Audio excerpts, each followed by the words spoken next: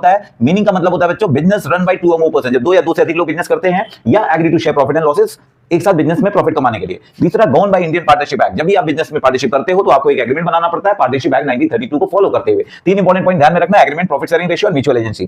3 चीज हमने कहा, पार्टनरशिप डीड बनाओगे, पार्टनरशिप डीड मतलब रिटन एग्रीमेंट बनाओगे और उसके अंदर में क्या क्या इंक्लूड होंगे, उसके अंदर में बच्चा capital contribution, profit sharing ratio, interest on capital, interest on drawing और सैलरी और कमीशन किस तरह से दिया जाएगा वो आपको पार्टनरशिप डीड में मेंशन रहेगा। और अगर पार्टनरशिप डीड में साइलेंट है, कुछ नहीं बताया है, तो आपको इंटरेस्ट के ऊपर कोई कैपिटल के ऊपर कोई इंटरेस्ट नहीं मिलेगी, ड्राइंग के ऊपर कोई इंटरेस्ट चार्ज नहीं होगा, सैलरी एंड कमीशन नहीं पे किया जाएगा और profit and losses equally share की जाएंगी। दूसरी पॉइंट प्रॉफिट शेयरिंग रेशियो, अगर प्रॉफिट शेयरिंग रेशियो दिया हुआ है गिवन इन डीड तो आपको उसको फॉलो करना है, अगर पार्टनरशिप डीड में मेंशन नहीं किया हुआ है तो आपको इक्वली बांट लेनी है। नेक्स्ट पॉइंट आती है इंटरेस्ट ऑन कैपिटल पे। इंटरेस्ट ऑन कैपिटल में बच्चा allowed only when the mention in deed में मेंशन है तो ही अलाउड होगा, otherwise not allowed. Calculate on opening capital, charge even if the firm has loss, firm के अंदर लॉस है तो भी पार्टनरशिप में इंटरेस्ट चार्ज होगा। नो डीड नो इंटरेस्ट, अगर इंटरेस्ट डीड में मेंशन नहीं किया हुआ है तो कोई इंटरेस्ट पे नहीं होगा। नेक्स्ट पॉइंट आते हैं बच्चों, अब आते हैं interest on drawing. Interest on drawing is charge when the partners withdraw money, अगर पार्टनर्स कोई पैसे उधार लेता है बिजनेस से तब इंटरेस्ट ऑन ड्राइंग चार्ज होगी, अदरवाइज नहीं लगेगी।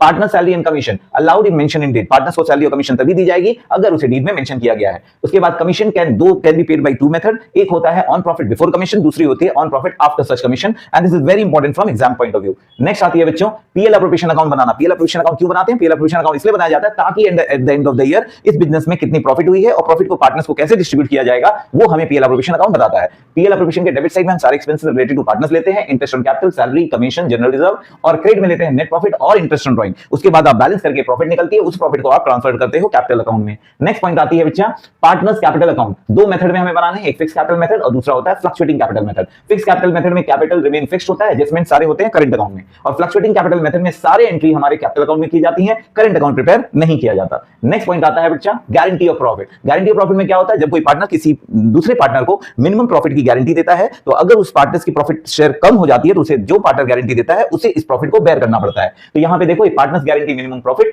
कंपेयर द एक्चुअल प्रॉफिट, आप पहले एक्चुअल प्रॉफिट निकालो फिर गारंटी शेयर ऑफ प्रॉफिट निकालो, आपको पता चलेगा उसके हिसाब से बेयर करा जाएगा। नेक्स्ट आता है पास्ट एडजस्टमेंट। अगर पास्ट में आपने कोई भी मिस्टेक करा है और उसको आपने रियलाइज किया, बाद में डिस्कवर किया कि हाँ ये एरर हुआ है, उसे एडजस्टमेंट करने के लिए हमें पास्ट एडजस्टमेंट एंट्री पास करनी पड़ती है। तो ये रहा आपका quick revision of the chapter fundamental. Thank you.